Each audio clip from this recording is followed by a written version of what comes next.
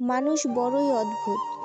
যারা যত্ন নিয়ে আগলে রাখতে চায় তাদের আমরা ভুল বুঝে দূরে সরিয়ে রাখি, আর যারা প্রতিনিয়ত অবহেলা করে চলে, উপেক্ষা করে, তাদের জন্য অপেক্ষা করে।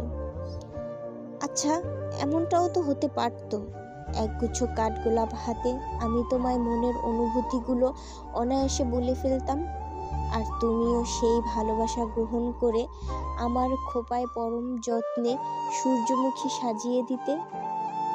অথবা সে আমায় সবুজ ঘাসের ওপর বিছিয়ে থাকা শিউলির আস্তরণ উপহার দিয়ে খোলা আকাশে ডানা মেলে নিজের মনের কথাগুলো উজাড় করে দিত।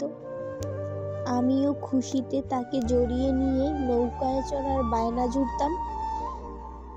জানি এ শুধুই কল্পনা, যেটা সত্যি হবার নয়, কারণ তুমি নিজের রাজ্যে অতীতের স্মৃতিগুলো দিয়ে শূন্যতার ঘর বেঁধে চলেছ রোজ।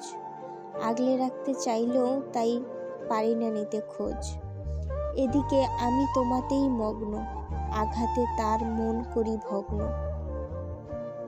তবে আমিও যে হার মানব না, আমার অফুরন্ত ভালোবাসার সাথে তোমার বিলীন হয়ে যাওয়া বিশ্বাস মিলিয়ে না ফেলা পর্যন্ত যে শান্তিতে নিঃশ্বাস নিতে পারবো না।